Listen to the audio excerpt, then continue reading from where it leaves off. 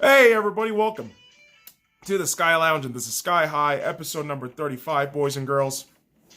And on this episode, I'm going to go ahead and recap all of week number 15's NFL action, and I'll go ahead and put a timestamp down there, because there are so many sports ball shit that I have missed talking about during my weekend stay in Dallas, and subsequently my laziness to post up any new fucking videos, except review videos for my teams. So shout out to y'all who've been watching those videos. But without further ado, let's get in and dive into the world of sports ball right now. So clearly, this shit is therapy for me, because I got to deal with these assholes, right? Arsenal Football Club have appointed Mikel Arteta as head coach of Arsenal Football Club. They have offered him a 3.5-year contract. Buyout clause, I believe, was $2 million from Manchester City as an assistant coach. And he will be starting his job and tenure on Sunday. So the Everton match that we have tomorrow morning, 4:30 a.m. in Pacific Standard Time in the United States, he will not be coaching. I still believe Freddie Ljungberg is going to be the guy on the sideline. And to me, watching the press conference from Mikel Arteta, the vibe I got was good. Obviously, it's better than nothing right now. And Mikel is something and someone that we've held in highest regard as a coaching prospect for a number of years. You got guys like Pep Guardiola, fucking Pochettino, Arsene Wenger, talking massive praise about Mikel Arteta. So hopefully all of that can translate into some Arsenal win, and hell, maybe a cup, right? We have really two cups that we're really fighting for right now, the Europa League Cup and the FA Cup. So if either of those we can grab at this season, I think it's a great start. So welcome back home, Mikel Arteta. Welcome back home. We're excited to have you. And at this point, we all know the ugly truth of new management and the disarray the Arsenal Football Club has been in will warrant some players wanting out. And I understand. You got players like Pierre-Emerick Aubameyang, Granit Xhaka, all making their cases known. And I don't blame them. If they move on, it's gonna suck. It's gonna rip my heart out the day Aubameyang leaves. But I hope with Arteta's appointment, all these guys who felt disinterest, felt disillusioned, can find the glimmer of hope and light in football again. And hopefully we can see some good football. That's all I'm really hoping for. Shit, dude. Is that too much to fucking ask? Really? Apparently so. Because I was actually watching El Clasico yesterday. It's like early in the afternoon yesterday. And a 0-0 draw where even the best in football aren't, all they're panned out to be sometimes. Like Lionel Messi in that El Clasico was kind of just there. Defenses were able to read him out. And when you see things that don't go your way, it's a bit surprising. And the word surprise and the idea of surprise just comes in the aspect of where your expectation levels were at a certain point, and then to crash down or go beyond it. Like, it's crazy, right? And all I'm trying to get at is this. How about Arizona sports ball? Holy shit, Arizona sports. Let's be real. Phoenix sports has been on the rise. Over the weekend when I was in Dallas, Taylor Hall was traded to the Arizona Coyotes for, two major picks. First and second round pick, 3 depth players. Phenomenal pieces to add if you're the Devils. Cheap. You're offloading a shit ton of salary cap with Taylor Hall. But now Taylor Hall goes the other way in Arizona, who look like legitimate playoff contenders, who legitimately are making a possible run deep into the Stanley Cup playoffs. And their trajectory is only up. And so if you pay out Taylor Hall in a new deal that he's wanting, how much is that going to cripple the Arizona Coyotes? Or will he sign a contract where it's going to be a great viable option moving forward for the Coyotes to add more pieces? And eventually when they move into the Central Division, it's going to be a harder field to go against, right? The Central Division is just harder in the NHL. So it's going to be curious to see how Taylor Hall crafts his contract with his agent and the organization. So best of luck to Taylor Hall, man. That's just going to be incredible stuff to watch. Actually going to be going to the Arizona Coyotes game next week and hoping to see Taylor Hall there. That's going to be freaking great to watch. And really, I mean, Arizona, you know, the Diamondbacks getting Bumgarner, signing him to a pretty massive deal, 5 years, and having the Phoenix Suns do so well, it's pretty remarkable. I mean, to see the fucking Phoenix area get a little bit of sports ball luck, but yeah, you still got the Cardinals. So there you go. There's your dose of reality for you. And, you know, sometimes reality sucks. It does. I mean, flat out. It just sucks ass. And when somebody gets impeded on to fucking live out their dream. I mean, that's what I'm trying to say. That's what I'm trying to just fucking blurt out.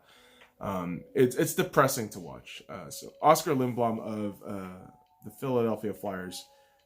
Lindblom was actually diagnosed with a rare bone cancer called Ewing's sarcoma. And it sucks.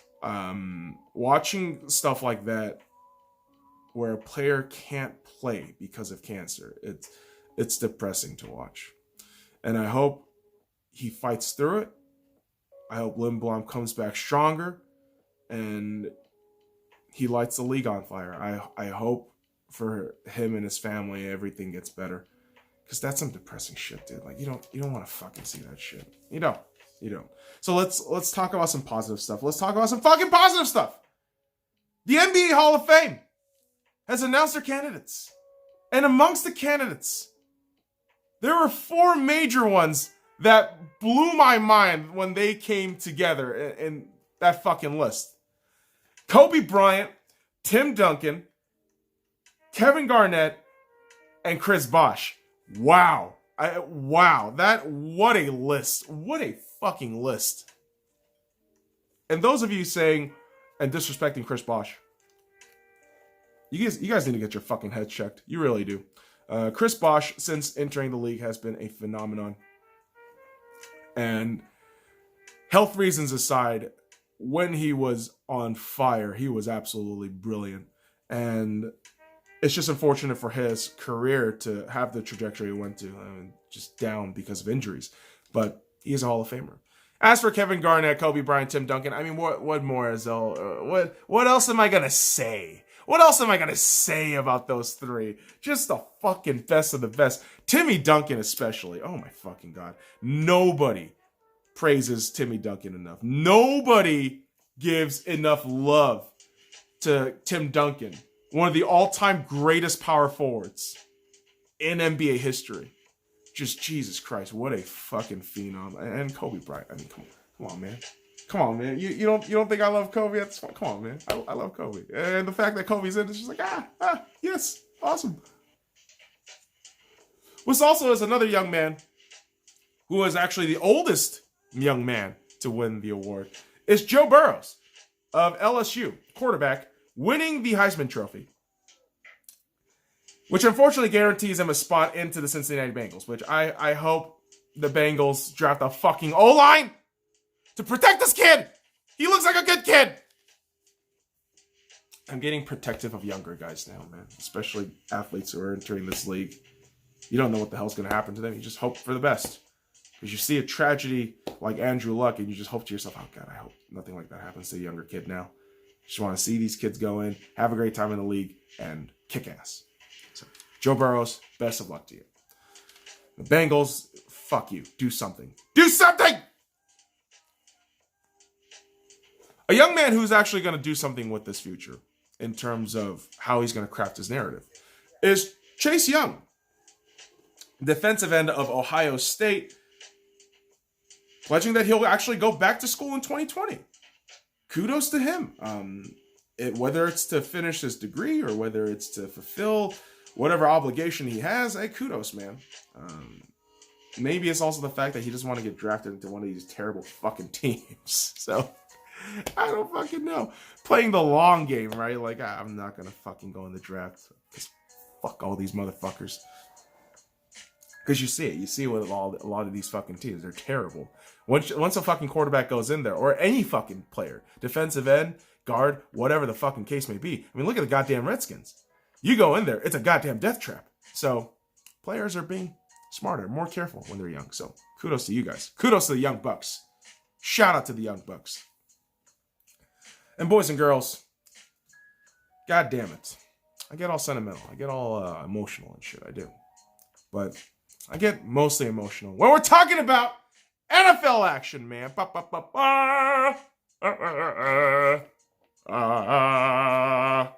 That's right, boys and girls. We're moving on to some NFL action. I know. You motherfuckers have wanted this shit. An asshole just smoking, talking about football, and sharing his nonsense opinions. Well, here you go.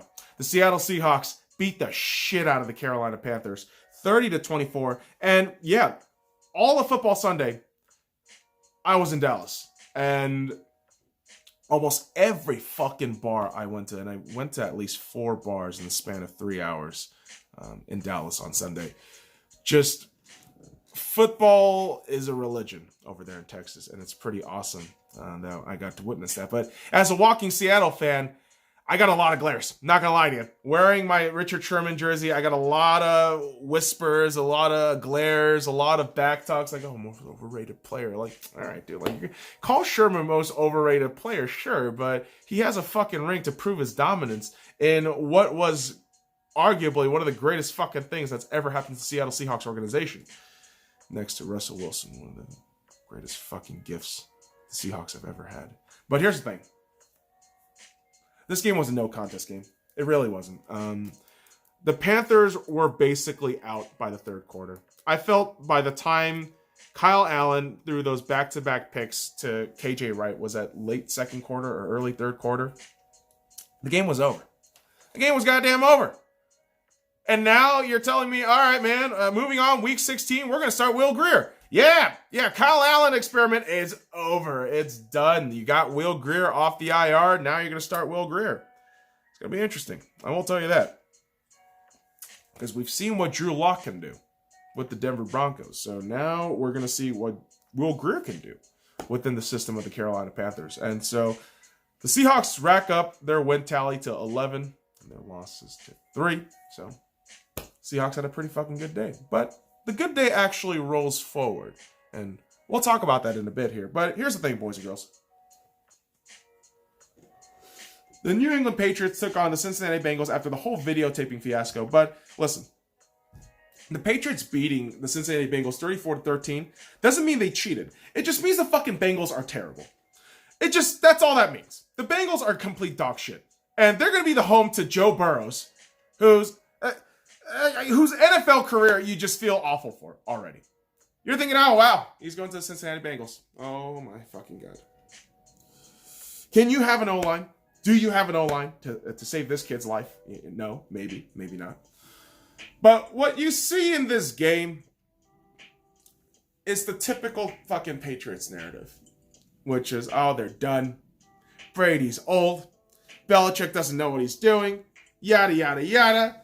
Bullshit drama, free agency. In the meantime, the fucking Patriots are going to keep stacking up fucking wins, somehow get a fucking bye week, and then waltz into the AFC Championship, weighing in their fucking belts again, like, oh, we got 6 of these fucking things that we can lug around. And probably get to another fucking Super Bowl. You know, that shit depresses me every time I fucking talk about it because you can't help but respect the good team, but that's the fucking team that took your goddamn Super Bowl. Well, at least the Seahawks have won. So I'll count that as a blessing. And yeah, the Tampa Bay Buccaneers, who also have won Super Bowl championship in their history, has been nothing but a perennial, mediocre pile of shit for the last near 2 decades. And even before that. And taking on the Detroit Lions, who have just been an unmitigated disaster for, I don't know. Like, I don't even want to fucking talk about the Lions. Like, they just depressed the fuck out of me. They lost 38-17. Like, what more is there to say about the Detroit Lions? Oh, right. Stafford is now out. Like, he's out. Like, IR out. He's out. He's done. You're telling me there's any fucking hope and optimism in this team? Oh, my God. No way. No goddamn way. Just talking about them makes me get the opposite of a boner. Like, a fucking, an absorbing fucking punani, a clitoris, like an inward clitoris. Like, I don't fucking know, dude. The Lions fucking depressed the fuck out of me. That's why. So do the Bears. They lose 21-13 against the Green Bay Packers, and the chest thumping goes, we're the best, we're gonna beat the... You guys are dog shit. I'm sorry. Like, the fucking Bears are worthless. Every time I watch the Bears, I just think to myself, like, really? This is all you're gonna... This is all? This is it? All right. You thought this was a playoff contender team? All right. Still look at Mitch Trubisky and think, that's a quarterback? That's a quarterback? Okay. All right. Green Bay just looks more and more concerning on the defensive end. I look at that Green Bay team and think, all right, there are times where the Rodgers offense is stifled, but we know what Rodgers can do in clutch time. But that defense is very wishy-washy. And I don't know about you guys. I got a feeling on Monday Night Football next week against the Minnesota Vikings, the Green Bay Packers may have some difficult time moving forward. And so they grab a win there. And the Kansas City Chiefs also took care of business against the Denver Broncos at home, winning 23-3 in the snow. People making snow angels. Oh my God, yeah, I want to have a good time. Woo! And yeah, the Broncos didn't have a great time. It was just another ass beating by the Chiefs. Season sweep just happens. And the Broncos just have a lot to look forward to in the near future. Draft picks, Drew Lock's development. Oh, and how long fucking John Elway is going to keep his goddamn job. He's not doing a great job, guys, by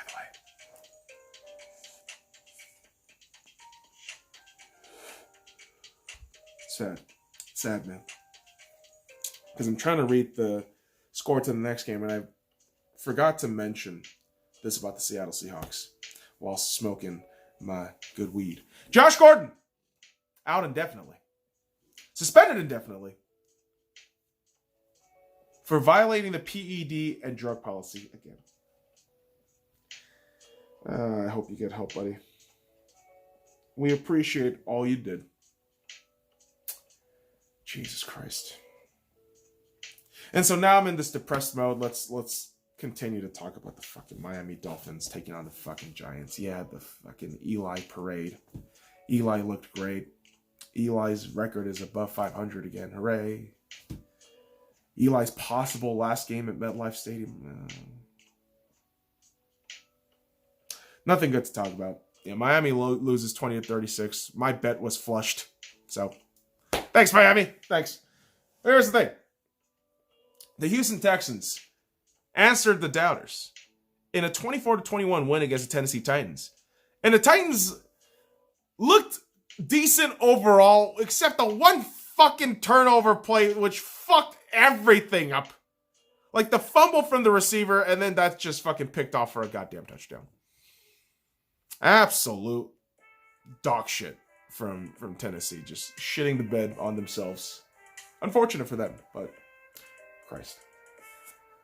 You're a meme. You're a meme, Tennessee. The 10 I see is the Tennessee titties. Because they just jiggle and have no fucking solidarity in the moments that count. Oh! Is that fucked up? I'll tell you what's fucked up. Expecting a fucking Washington Redskins team to be a fucking viable football team after all the bullshit that's happened. the fucking executives being assholes, Dwayne Haskins' season just going down the toilet, and facing a Philadelphia team that really looked like they could lose this game, which was fucking crazy. It looked genuinely as though the Philadelphia Eagles had a difficult and piss poor time trying to defend against the Washington Redskins, but there you have it. Philadelphia wins. Somehow, some way, right? Miracles do happen. But Philadelphia do have an opportunity to grab a win next week against the Cowboys to win the division. We'll talk about that shortly. But here's the thing, boys and girls. Oh boy, the real head scratcher for me is how you have a Cleveland Browns team that is on paper so good and should be beating teams outright for a damn near 10-6, 12-4 record. Yet you are sitting here sub 500, ending the decade with no playoffs, and lose away on the road, looks so inept, so unready against an Arizona Cardinals team that is also rebuilding. Yeah, Browns, you fucking lost. And my God, everyone looks awful. My whole suggestion for the Browns is simply this. Fire Freddie Kitchens. Fire Freddie Kitchens. Get this motherfucker out the goddamn door. He needs to be gone after week fucking 3. Trade OBJ. There's no goddamn way you're keeping Odell Beckham Jr. on that roster with the fucking potential cancer that he can be. Get some assets back. You need draft picks. You need an O-line. Trade OBJ. Second, invest in defense again. You understand that without Myles Garrett, this team has been susceptible to more runs and have overall looked less dynamic, less fluid. And you need more help on defense. You just flat out do. And I get it, man. Fucking Schobert's awesome, but can't do it alone. Just can't. The Browns are just an unfortunate story of this season. And I thought they were going to do well, but it's just unfortunate to see it. Hopefully next season for the Browns. It's it. But another team that say, hey, hopefully next season, it's it, is the Oakland Raiders. Soon to be Las Vegas Raiders, because that was their last game in Oakland on Sunday. Yeah, the black hole. All those fans in Oakland, you are pissing on their face. Yeah, you lose to a last-second touchdown, but the way you've handled this move, Raiders, Mark Davis, and the Raiders organization, the way you've handled this entire situation with the fans has been nothing but disgusting and kind of sad. And you know what?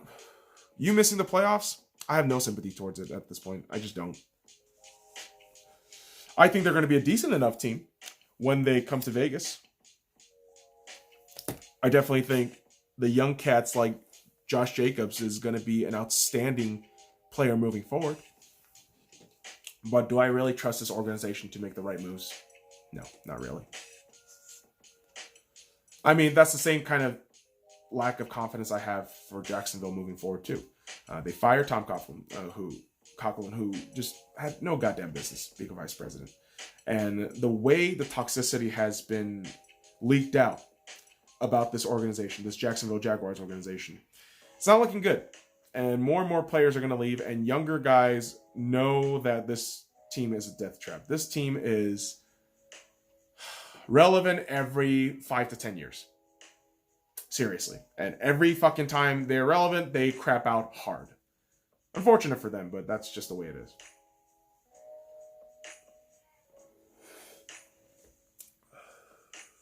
But mediocrity is a familiar term to a guy like Philip Rivers. Philip Rivers. They get their asses kicked by the Minnesota fucking Vikings, 39-10, in a home game where the Vikings are obviously the home favorites in that situation. Now, for me, personally, I love the fact that the Vikings won. They made me some goddamn money. But you're looking at this game as a whole and thinking, man, Phillip Rivers isn't shit. He's going to leave the fucking Chargers. Probably have a resurgent career next season. Career season next season. And it's just going to be really curious as to see who is going to be that next guy to step up in the Chargers. Because this team is just a fucking perennial toilet bowl. Just swirling down. As for the Minnesota Vikings, they have an opportunity to control their own destiny. Rarely does that come in the game of football, but they have that choice. They have that opportunity. They will be taking on the Packers on Monday Night Football next week. And they have a chance to go ahead and take the division lead if they win. And they flat out win in week number 17. So it's going to be very curious to see how they handle themselves, but I think the Minnesota Vikings can really make that push. So we'll see what happens. Now, oh boy, the Rams taking on the fucking Cowboys in Dallas, when I was in Dallas, was pretty incredible. The Dallas Cowboys winning 44-21. It's weird. Every fucking time I go to Dallas, they win by 40 plus points. And I went there last season against the Jacksonville Jaguars. I was there, not at the game, but in Dallas during the fucking Rams game. And wow, the 44 fucking points. I mean, the Rams got blown the fuck up. Jared Goff looked like the typical fucking Jared Goff that I've known him to be. And Dak Prescott looked fantastic. That Dallas defense finally showed out, and they are putting some confidence in themselves to take on Philadelphia this weekend. Because yes, the Philadelphia Eagles will be hosting the Dallas Cowboys this Sunday for the potential division title. And, you know, the curious part is I don't think the Dallas Cowboys are going to win it, but with this kind of confidence, man, maybe they got some momentum. Maybe they got some juice in their fucking steps. So we're going to see this Sunday. Pretty great set of games coming forward on Sunday. And the thing is this. When you got great games, you tend to look at the teams, and certain people will say, oh, you're overrating the team, or blah, blah, blah, blah, blah. And certainly I've been saying this about the 49ers for quite some time. I said their defense looks great. I always question their offense, and the 49ers lost to the fucking Falcons at home, 29-22.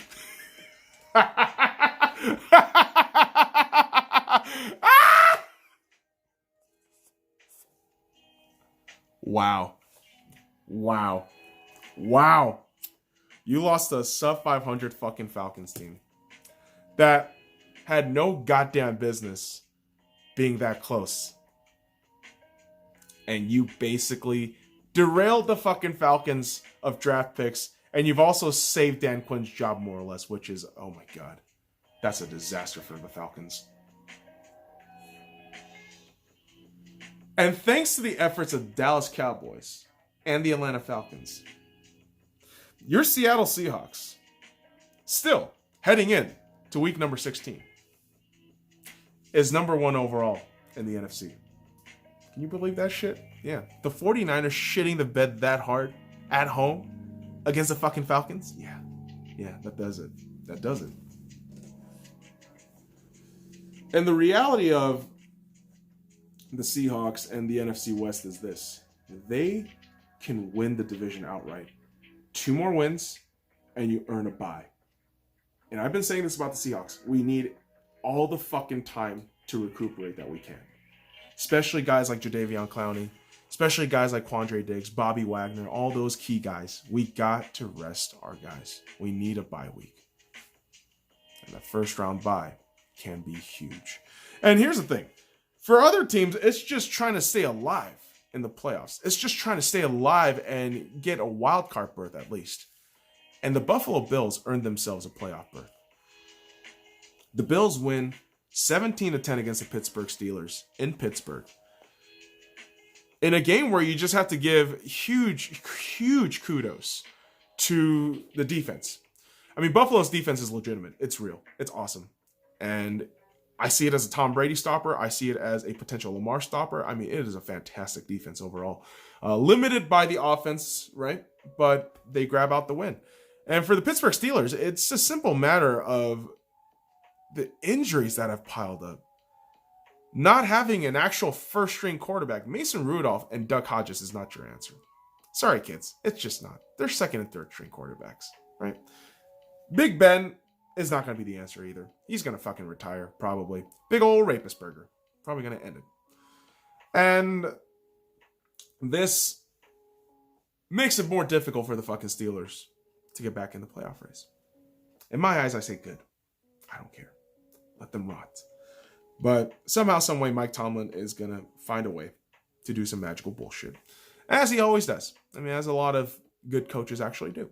So, we're going to see how the Pittsburgh Steelers handle themselves in the last 2 weeks of the regular season and see if they do have any playoffs. Now, one team that has guaranteed themselves into the playoffs but want to just show off excellence is the New Orleans Saints. Blowing the fuck out of the Indianapolis Colts 34-7. Drew Brees cements himself as one of the greatest quarterbacks of all time.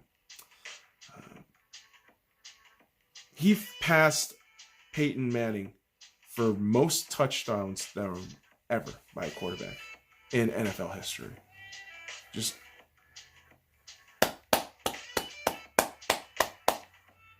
a massive shout out goes to Drew Brees. A man who has done it the right way. A man who has faced adversities.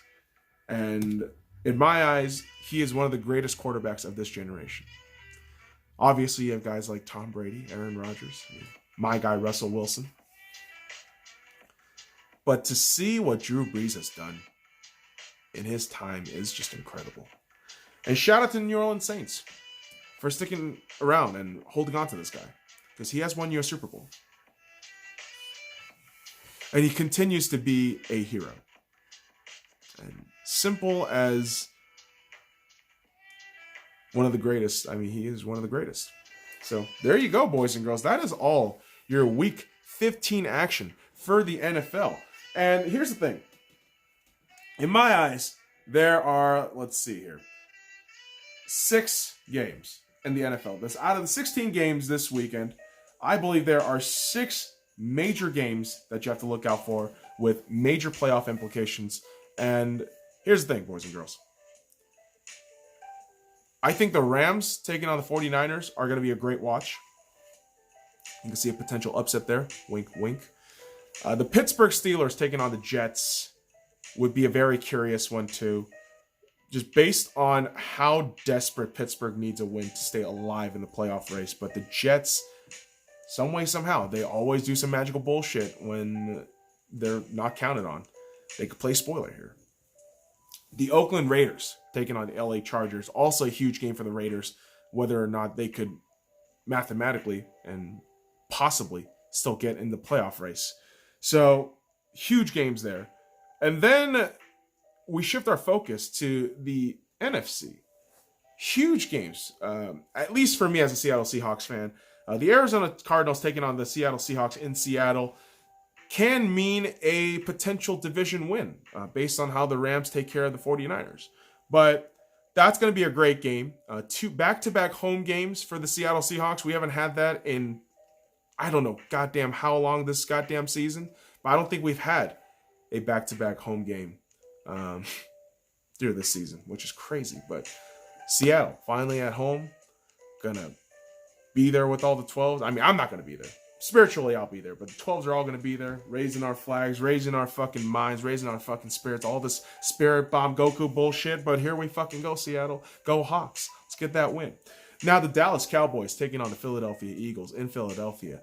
Boy, oh boy, that's gonna be a gangbuster kind of game. And I think, some way, somehow, I think the Eagles win it. Put this on the videos, man. I've put this on my piggy skin picks, but I think somehow, some way, the Philadelphia Eagles ooze out a win, and the Dallas Cowboys are just going to look kind of out of it. And finally, Monday Night Football. Green Bay Packers taking on the Minnesota Vikings. Wow. The Vikings have a chance to control their own destiny. And can they do it? Can they do it? That is the question. Will Kirk Cousins be what he can be, or will he just simply revert back to derp Cousins? We will find out in week number 16 this weekend, starting tomorrow, boys and girls. And you know what? That does it for me. I am out of here, done smoking my weed. So, boys and girls, follow me at the Sky Lounge and all the links in the description below. Like, comment, subscribe for more daily contents. Now, fuck off.